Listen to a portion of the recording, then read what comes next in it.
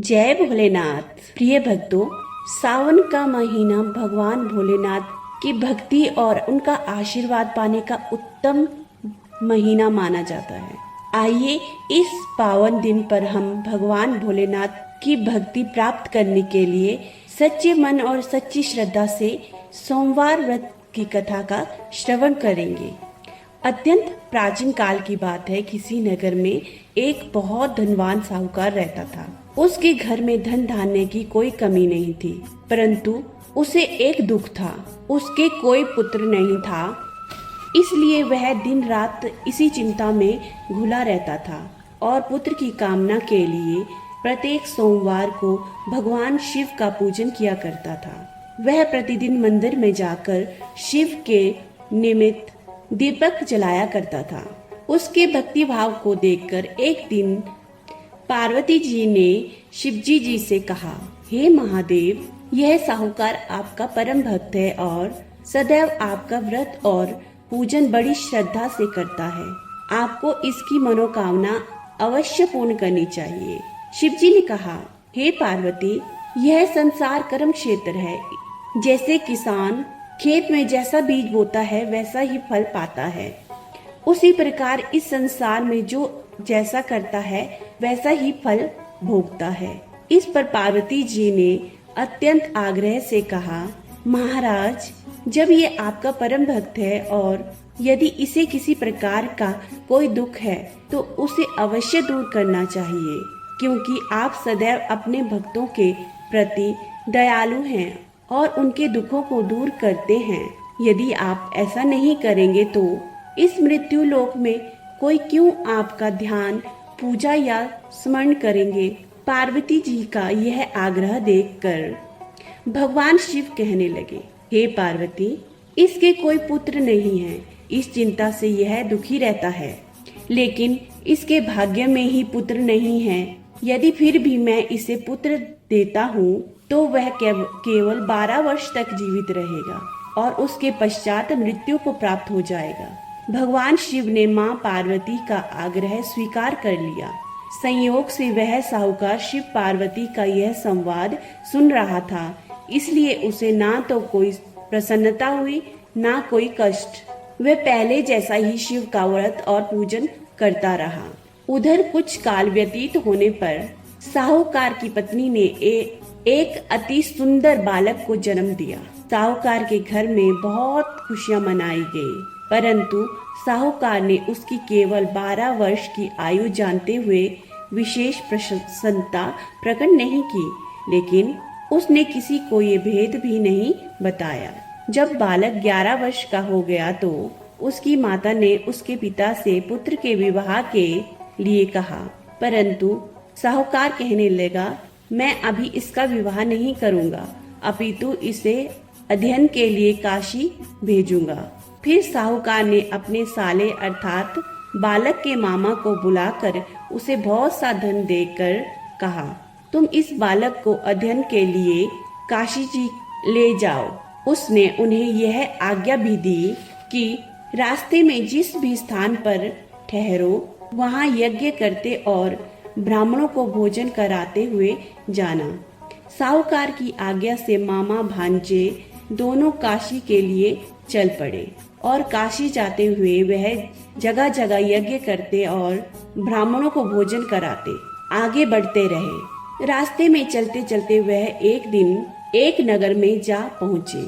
उस समय उस नगर के राजा की कन्या का विवाह होने वाला था और दूसरे राजा का पुत्र जो विवाह के लिए बारात लेकर आया हुआ था, एक आंख से काना था। उसके पिता को इस बात की बड़ी चिंता थी कि वर को देखकर कन्या के माता पिता विवाह से मना ना कर दे। इस कारण जब उसने सेठ के अति सुंदर पुत्र को देखा तो उसने मन में विचार किया कि क्यों ना इस बालक को वर के साथ वस्त्र पहनाकर घोड़ी पर चढ़ा ले जाए। यह कार्य बड़ी सुंदरता से हो गया। फेरों का समय आया तो वर के पिता ने सोचा, यदि विवाह कार्य भी इस बालक से संपूर्ण करा दिया जाए तो क्या बुराई है। ऐसा सोचकर वह वर के पिता ने बालक और उसके मामा से कहा, यदि आप फेरों और तिलक आदि का काम भी करा दें तो आपकी बड़ी कृपा होगी। हम इसके बदले में आपको बहुत सा धन देंगे। उन्होंने यह प्रस्ताव स्वीकार कर लिया और विवाह कन्या कार्य बहुत अच्छी प्रकार संपन्न हो गया। लेकिन उस राजा द्वारा ऐसा किए जाने पर वर बने बालक के मन में राजकुमारी के साथ धोखा होने का संदेह होने के साथ ही उसके प्रति अनुराग भी उत्पन्न हो गया। अतः उसने उसकी चुनरी के पल्ले पर अपना परिचय देते हुए लिख दिया कि तेरा विवाह मेरे साथ हुआ है, लेकिन जिस राजकुमार के साथ तुम्हें भेजेंगे वह एक आंख से काना है। मैं तो काशी जी पढ़ने जा रहा हूँ। जब उस राजकुमारी ने चुनरी पर ऐसा लिखा पाया तो उसने राजकुमार के साथ जाने से मना कर दिया और कहा कि यह मेरा पति नहीं है, मेरा विवाह इसके साथ नहीं हुआ है। जिससे मेरा विवाह हुआ है वह तो काशी जी पढ़ने गया है। अतः राजकुमारी के माता पिता ने अपनी कन्या को विदा नहीं किया और बारात वापस चली गई। उधर वह सेठ का पुत्र और उसका मामा काशी पहुंच गए। वहां जाकर बालक ने अध्ययन आरंभ किया। वहां वह साहूकार की आज्ञा अनुसार नियमित यज्ञ आदि भी करते रहे। जब बालक की आयु 12 वर्ष की होने को हुई तो उस दिन भी उन्होंने यज्ञ किया। अचानक बालक ने अपने मामा से कहा, मामा आज मेरी तबीयत कुछ ठीक नहीं है। मामा ने कहा, जाओ अंदर जाकर सो जाओ। बालक अंदर जाकर सो गया, लेकिन काल गति को कौन टाल सकता है। कुछ ही क्षणों में उसके प्राण पखेरु उड़ गए। थोड़ी देर बाद जब उसके मामा ने भीतर जाकर देखा कि बालक मृत पड़ा है तो उसे गहरा आघात लगा, लेकिन उसने सोचा कि यदि मैं अभी रोना शुरू कर दूंगा तो यज्ञ का कार्य अधूरा रह जाएगा। अतः उसने यज्ञ का कार्य समाप्त कर ब्राह्मणों को भोजन कराया और उसके जाने के बाद विलाप करने लगा। संयोगवश उसी समय शिव पार्वती जी उधर से जा रहे थे।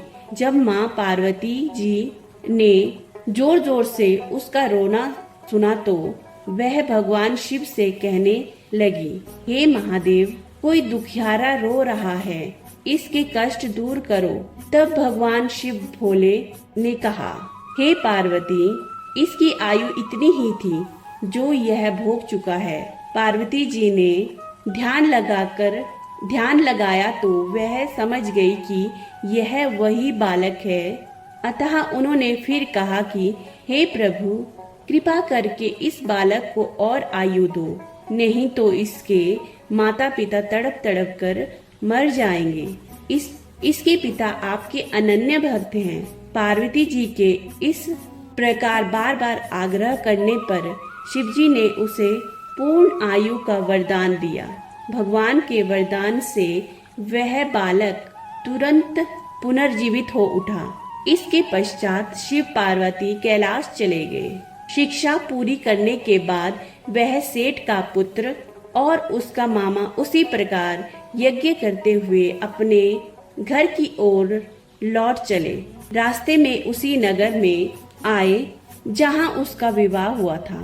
वहां पर आकर उन्होंने यज्ञ आरंभ किया तो बालक के ससुर ने उसे पहचान लिया और अपने महल में ले जाकर बड़ी खातिर की और कुछ दिन अपने यहाँ रुकाने के पश्चात पुत्री और जमाई को बहुत से दास दासियों सहित स्नेह पूर्वक विदा किया। जब वे अपने नगर के निकट पहुँचे तो लड़के के मामा ने कहा, मैं पहले तुम्हारे घर जाकर समाचार दे आता हूँ। उस समय बालक के माता पिता अपने घर की छत पर चढ़े हुए थे। उन्होंने प्रण कर रखा था कि यदि हमारा पुत्र सकुशल घर आएगा तो हम नीचे उतर आएंगे, नहीं तो छत से कूदकर अपने प्राण त्याग देंगे।